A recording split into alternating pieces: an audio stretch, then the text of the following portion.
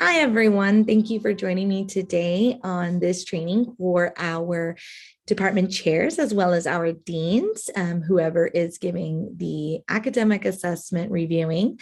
If you don't know me, my name is Carol Beatty, and I am the Assistant Director of Assessment here at Texas A&M International University. So without further ado, I want to go ahead and get started here.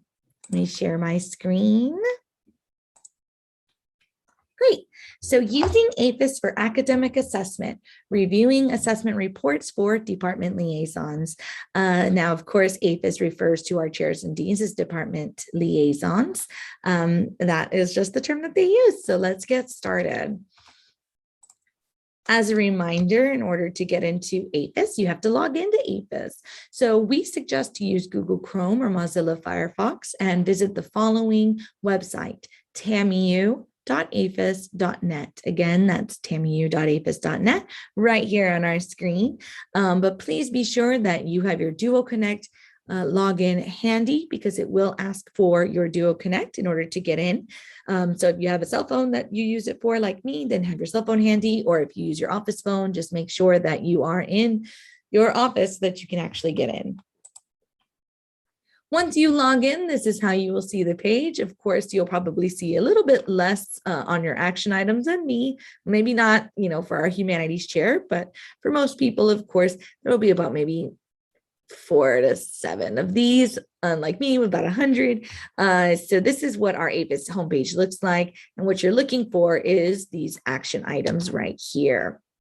So for this example, we're going to be using the Carol's example program. Here it is right here. Carol's example program is what you would actually be entering. For example, if you're doing art, then you would see art. We're looking for step 7. If you're not in step 7, that actually may be an issue. So how do you get in to give your feedback? So if you remember, maybe this is your first time, what you're going to do is look for that program. This one is Carol's example program. As I mentioned, maybe you're looking for another one. Just make sure that you look right here to see what is the name of that program that you're giving feedback on, okay? And again, you want it to be in step 7, which is Department Academic Liaison Report Checklist. If it's in another step and you see this, please reach out to my office and I'll give you my contact information at the end of this presentation. So that way you can check on what was going on with the program and how you can move them forward into step 7. So once you click the pencil, what you're going to see is the page open up. So this is just an example of a page. This is the minor in pre-law, as you can see here. So this opens up. Here's our assessment report page. And now you can actually see the 2020-2021 assessment report.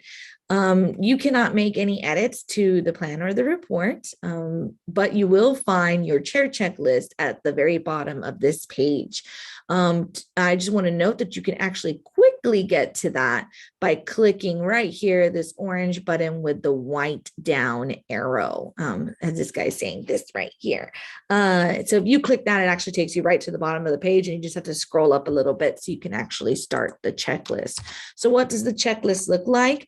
What you're looking for is where it says report checklist. You already did one for the plan, but now we're actually doing the report checklist.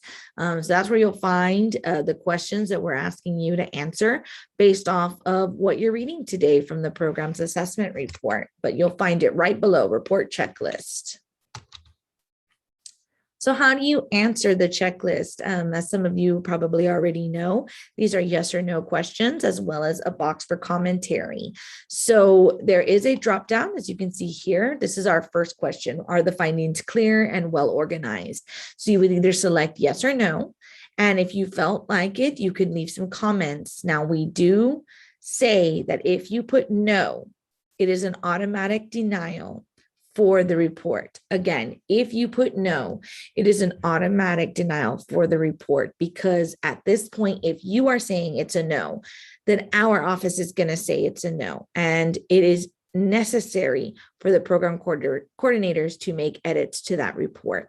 But if you put no, please, you must leave comments as to why you are marking it as a no. So make sure that if you do mark no, you do leave comments there. If you mark yes, the comments are not necessary, but we do ask that if you feel free to mark those comments in.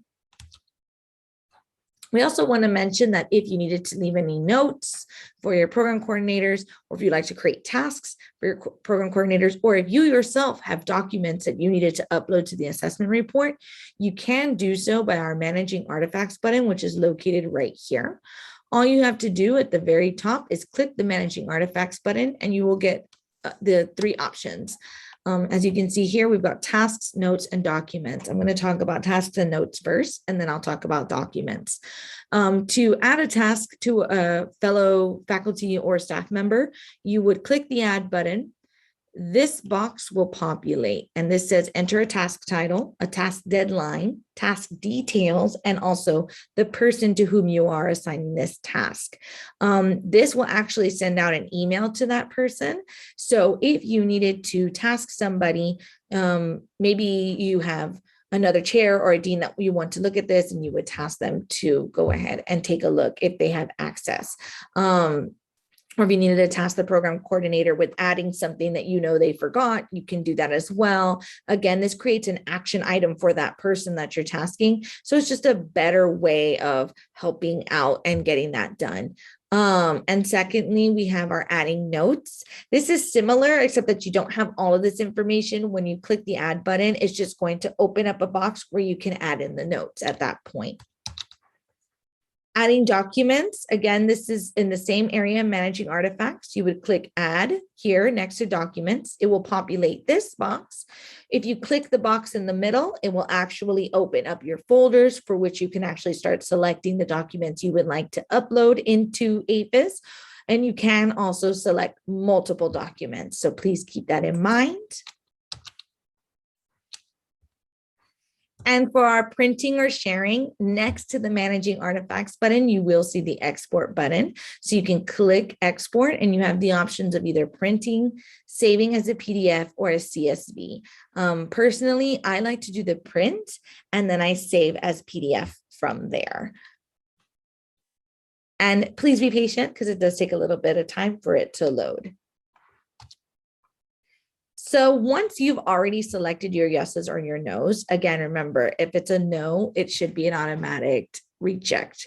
Now you do have to select approve or reject. So please be sure that you keep that in mind. You don't forget that you have to select approve or reject. If you do hit reject, it does get sent back to the program coordinator to make those edits and resubmit to you again, which at that point, once they've made the edits, if you've rejected, we do ask that you go ahead and change the nos to yeses and change the commentary to fit that.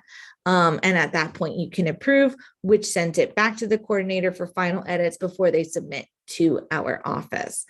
Once you've selected approve or reject, you do have to submit the form. So below the approve or reject button, you will see continue later or submit the form. Now the system does automatically save everyone, but we would always like for you to click continue later if you're trying to save. But if you're ready, you can go ahead and submit the form. And at that point, it would move out of your action items and back to the program coordinator. So this concludes the presentation for today. Please, if you have any questions, feel free to reach out to me. My phone number is 956-326-2336, or you can email me at carol.beatty@tamu.edu. Below here is our academic assessment website. We have great learning tools on there, including this video and our PowerPoints, which I strongly suggest that you take a look at. But that's all I had for you guys today. I really appreciate you taking time to visit with me today. Have a wonderful day. And if you have any questions or if you need any one-on-one training, please feel free to reach out to me and I will gladly help you. Thank you all and have a great day. Bye.